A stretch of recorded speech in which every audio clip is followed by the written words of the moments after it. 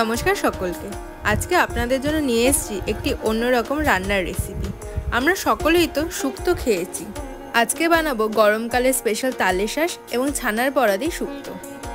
শুক্তো বানানো তো নর্মালি আমরা উচ্ছে, বেগুন ইত্যাদি দিয়ে বানিয়ে থাকি, কিন্তু ভাবলাম একটু টুইস্ট দেওয়া যাক। রিসেন্টলি ফেসবুকে একটা ভিডিও দেখেছিলাম এই শুক্তোটার, তাই একটু নিজেদের মতো এক্সপেরিমেন্ট করে বানিয়ে ফেললাম। প্রথমেই তার জন্য 2 চামচ পোস্ত শুকনো খোলায় গুঁড়িয়ে নিয়েছিলাম। তার মধ্যে পরে দিলাম সর্ষে, 4 মগজ, সাদা তিল, অল্প একটু রাঁধুনি, জল দিয়ে ভালো করে সবকটা পেস্ট করে নেব। এরপর আমাদের সমস্ত উপকরণগুলো পরপর সাজিয়ে নিয়েছি। একটি মাত্র উচ্ছে ব্যবহার করেছি যাতে বেশি তেতো না হয়। লম্বা লম্বা করে উচ্ছেগুলোকে কেটে নিয়েছি। আলুও লম্বা লম্বা করে কাটা রয়েছে। ছানার বড়াটা মিষ্টির দোকান দিয়ে কেনা হয়েছিল। এছাড়া 1 ইঞ্চি আদা থেতো করে নেওয়া ছিল। প্রথমে তালের শাঁসগুলো ভালো করে ছাড়িয়ে পরিষ্কার করে নিতে হবে। সাবধানে করবেন, চোকলাগুলো কিন্তু সাবধানে হালকা প্রেসার দিয়ে কাটবেন, না হলে কিন্তু অনেকখানি করে তালের শাঁস বেরিয়ে যেতে পারে।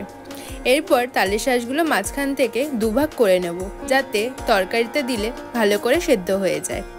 তালের শাঁসগুলো রেডি করে নেওয়ার পর আসল রান্না কিন্তু শুরু হবে। আপনারা যদি তালের শাঁসের অন্য কোনো রেসিপি জানেন সেটা কিন্তু কমেন্টে আমাকে জানাবেন, সেটাও ট্রাই করে দেখব। আর কে কে তালের শাঁস খেতে ভালোবাসেন সেটাও কিন্তু জানাতে ভুলবেন না। একটা কড়াইতে নিয়ে নেব পরিমাণ মতো তেল। সর্ষের তেলই ব্যবহার করব, তাতে কিন্তু রান্নার গন্ধটা ভালো হবে। এরপর সর্ষের তেলের মধ্যে প্রথমে যে উচ্ছেগুলো লম্বা লম্বা করে কেটে রেখেছিলাম সেগুলো ভেজে নেব। অল্প একটু নুন এবং হলুদও দিয়ে নেব। উচ্ছেগুলো ভালো করে ভাজা হয়ে গেলে তুলে রেখে দিতে হবে। সেই একই তেলের মধ্যে দিয়ে দেবো কিন্তু আলুগুলো অল্প নুন এবং হলুদ দিয়ে ভাজা ভাজা করে রেখে দেব। আপনারা বাড়িতে যখন শুক্তো রান্না করেন তখন কি কি সবজি ব্যবহার করেন সেটা কিন্তু আমাদের কমেন্টে জানাবেন। আর এই অদ্ভুত রেসিপিটা আপনারা আগে ট্রাই করেছেন কিনা সেটাও কিন্তু জানাতে ভুলবেন না। শুক্তো তো আমাদের বাড়িতে নর্মালি সবজি, ডাঁটা ইত্যাদি দিয়েই হয়, কিন্তু এইটা কিন্তু প্রথমবার, খেতেও কিন্তু হয়েছিল দুর্দান্ত। তাই আমি বলবো একবার কিন্তু অবশ্যই ট্রাই করে দেখবেন। কথা বলতে বলতে আলুটা কিন্তু মোটামুটি হালকা হাতে ভেজে নিয়েছি। আলু ভাজা হয়ে গেলে সেটা তুলে রেখে দেবো। এরপর প্রয়োজন হলে কড়াইতে আরেকটু মতো তেল দিয়ে নেবেন। অল্প তেল দেওয়ার পর এরপর আমরা ফোড়ন দেব। এই রান্নাটাতে আমরা 5 ফোড়নই দিয়েছিলাম।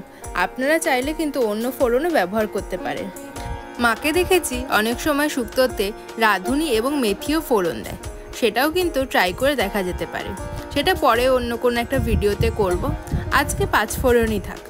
5 ফোড়ন দেওয়ার পর একটা তেজপাতা এবং একটা শুকনো লঙ্কা অর্ধেক করে ভাজা ভাজা করে নেব। এরপর এর মধ্যে দিয়ে দেব আগের থেকে থেতো করে রাখা আদাটা। কিছুটা কাঁচা আদা রেখে দেবেন, কারণ ওটা কিন্তু আমরা পরবর্তীকালে আবার ইউজ করব।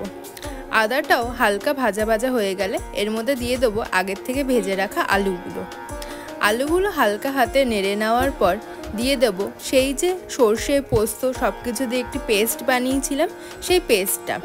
এবার কিন্তু বেশিক্ষণ কষানো যাবে না, না হলে কিন্তু পোস্তটা তেতো হয়ে যাবে।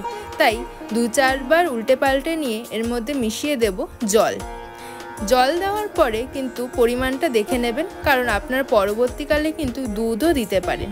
আমাদের কাছে দুধ ছিল না, সেজন্য সেটা দিইনি। জল দেওয়ার পর সমস্ত মশলাগুলো ভালো করে মিশিয়ে নিতে হবে, যাতে নিচে পোড়াটা না লেগে থাকে।